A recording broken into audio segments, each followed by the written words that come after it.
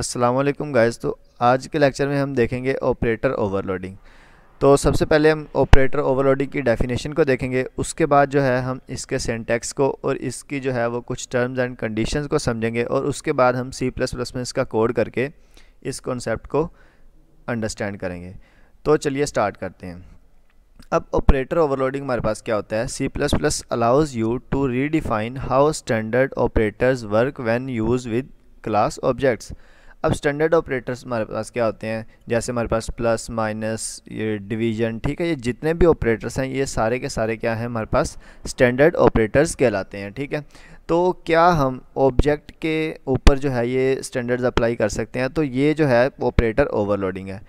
तो अब जो है हम देखें, अगर हमारे पास कोई इंटीजर होते हैं, लाइक हमारे पास ये ऐसे हो जाए, अगर कोई सिनेरियो के a=10, b=20 और c हमने वैसे रख दिया, और हमने क्या किया, इन दोनों को ऐड करके इसमें स्टोर। तो ये हमारे लिए एक इजी काम है कि हम इस तरह कर सकते हैं। लेकिन क्या होगा कि अगर हम यही चीज़ जो है ऑब्जेक्ट्स के ऊपर लेके आएँ, तो फिर हमारे पास क्या सिनेरियो बनेगा। तो चलिए देखते हैं। अब हम क्या करते हैं, ऑपरेटर्स को किस तरह अप्लाई करते हैं, उस सिनेरियो को देखते हैं। तो अब सबसे पहले देखें, क्या हम इस तरह कर सकते हैं कि हम मतलब एक ऑब्जेक्ट बनाया, दूसरा, तीसरा, और हम क्या करें कि दो ऑब्जेक्ट्स को ऐड करके तीसरे में स्टोर कर दें, या फिर जो है हम क्या करें कि एक ऑब्जेक्ट को दूसरे से माइनस करके तीसरे में स्टोर कर दें, या फिर मतलब प्लस माइनस, मतलब सारे ऑपरेटर जो हैं हम इसमें अप्लाई कर सकें। तो क्या ये पॉसिबल है? तो ये जो है ये पॉसिबल है। तो ये किस तरह पॉसिबल है? ऑपरेटर ओवरलोडिंग की मदद से। ऑपरेटर ओवरलोडिंग से हम क्या कर सकते हैं, इनको ओवरलोड करवा सकते हैं। अब बेसिकली अगर हम इस तरह करेंगे ना, लिखेंगे ऑब्जेक्ट 1+2, तो हमें एक एरर देखने को मिलेगा।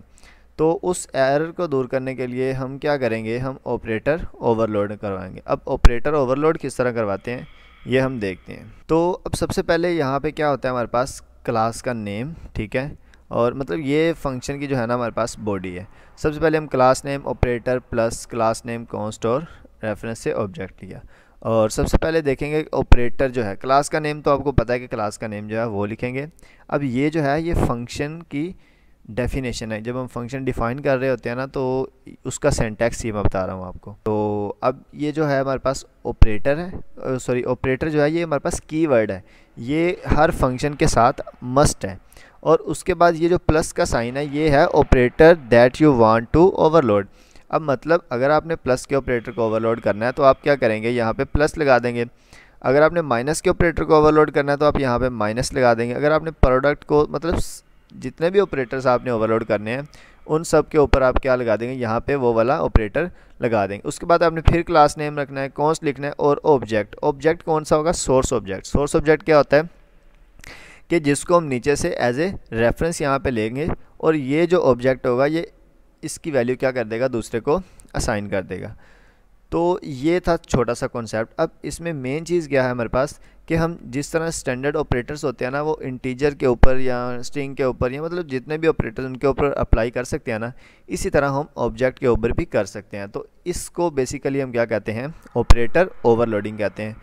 तो अब हम सी प्लस प्लस में कोड करते हैं, और कोड करके इस कॉन्सेप्ट को अंडरस्टैंड करते हैं। मैंने वी एस कोड को ओपन कर लिया, और सबसे पहले मैं क्या करता हूँ, यहाँ पे ना मैं एक क्लास बना लेता हूँ स्टूडेंट के नाम से, और यहाँ पे मैं क्या कर देता हूँ, प्राइवेट में कुछ मेंबर जो है वो डिक्लेयर कर लेते हैं। और यहाँ पे जो है ना, यहाँ पे मैं ना क्या कर लेता हूँ, ए, और यहाँ पे इंटीजर ए एंड बी कर लेते हैं। सिर्फ हमने कॉन्सेप्ट को अंडरस्टैंड करना है। तो यहाँ पे मैं पब्लिक लिखता हूँ, और पब्लिक के सेक्शन में हम क्या करते हैं, और कंस्ट्रक्टर बना लेते हैं। और यहाँ पे जो है एक हम डिफ़ॉल्ट कंस्ट्रक्टर बना लेते हैं, और दूसरा पैरामीटराइज कंस्ट्रक्टर बना लेते हैं।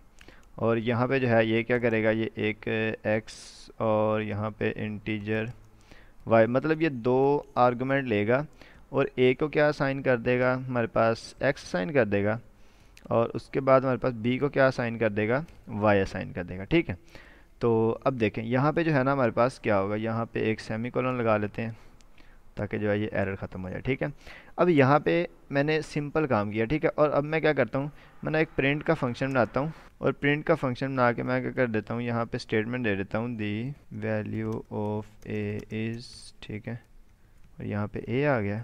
ठीक है, तो यहाँ पे आपने क्या लिख लेना है, the value of a and b लिख लेनी है।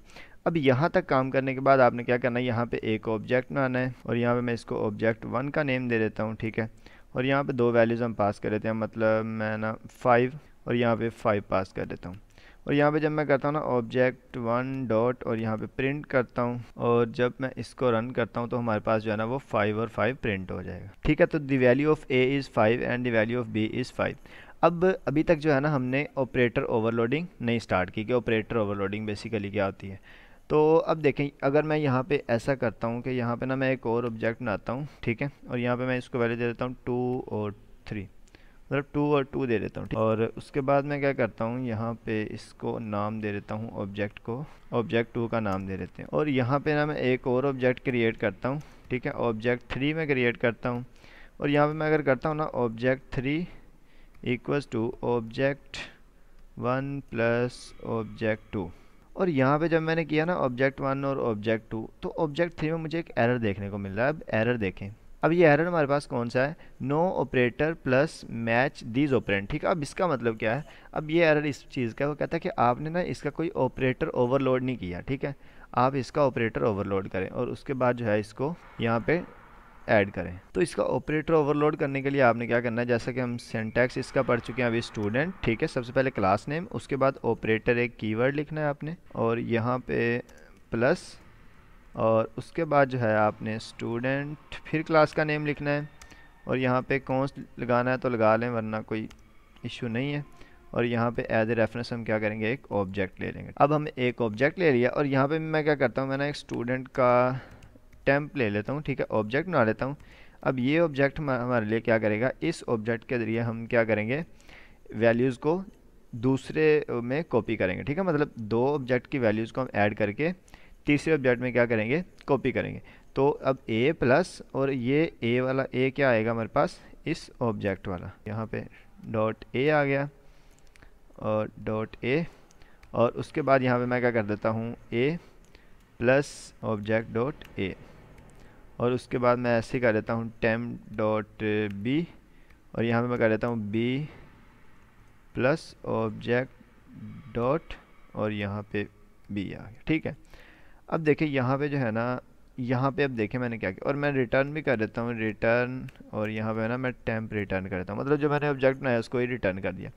अब यहाँ पे देखें बेसिकली मैंने किया क्या है, मैंने कहा एक ऑब्जेक्ट लो टेम्प। अब टेम्प हम बेसिकली क्या ले रहे हैं, ये जो हमने ऑब्जेक्ट 3 बनाया, ठीक है, ऑब्जेक्ट 3 ले रहे हैं। अब इसको मैंने कहा कि ये जो a है ना, ये तो हमारे पास एक वैल्यू है ही, लेकिन जो नीचे वाले ऑब्जेक्ट की एक वैल्यू आ रही है ना, उसमें ये वाली वैल्यू भी ऐड कर दो और एक न्यू ऑब्जेक्ट के अंदर स्टोर कर दो। तो अब होगा क्या बेसिकली कि ये ऑब्जेक्ट की वैल्यू तो नीचे से आ रही है और ये हमारे पास जो a और b ऑलरेडी जो मौजूद हैं, ठीक है।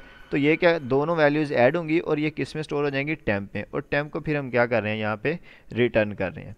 अब यहाँ पे देखें जो एरर था ना वो अब ख़त्म हो गया। अब एरर क्यों ख़त्म हो गया, क्योंकि हमने जो है ना वो ऑपरेटर को ओवरलोड करवा दिया, ठीक है। अब मैं क्या करता हूँ, मैं ना यहाँ पे मैं ऑब्जेक्ट 2 डॉट और यहाँ पे मैं प्रिंट कॉल करता हूँ, ठीक है। और यहाँ पे मैं कर देता हूँ ऑब्जेक्ट 3 डॉट और यहाँ पे मैं क्या कर देता हूँ, प्रिंट का फंक्शन कॉल कर देता हूँ। अब यहाँ पे ना मैं एक स्टेटमेंट दे देता हूँ, सी आउट दी ऑब्जेक्ट 1 एंडल लगा देते हैं। और यहाँ पे जो है मैं इसको कॉपी करता हूँ और यहाँ पे जो है स्टेटमेंट दे देता हूँ एक, और एक स्टेटमेंट मैं यहाँ पे दे देता हूँ और इसको मैं कह देता हूँ ऑब्जेक्ट 2 और इसको मैं कह देता हूँ ऑब्जेक्ट 3। और अब जब मैंने क्या किया है यहाँ पे कि ऑब्जेक्ट 1, ऑब्जेक्ट 2 और ऑब्जेक्ट 3 को मैंने प्रिंट करवाया, मतलब प्रिंट का फंक्शन है, मैं इसको ऑब्जेक्ट 1 के लिए भी कॉल कर रहा हूँ, 2 के लिए भी और 3 के लिए भी। अब देखते हैं इसकी आउटपुट, ठीक है। अब देखें इसकी आउटपुट जो है, मैंने क्या किया 32 लाइन पे देखें, मैंने ऑब्जेक्ट 1 को क्या दिया था 5 5 और 5 5 वो प्रिंट हो गया, ठीक है।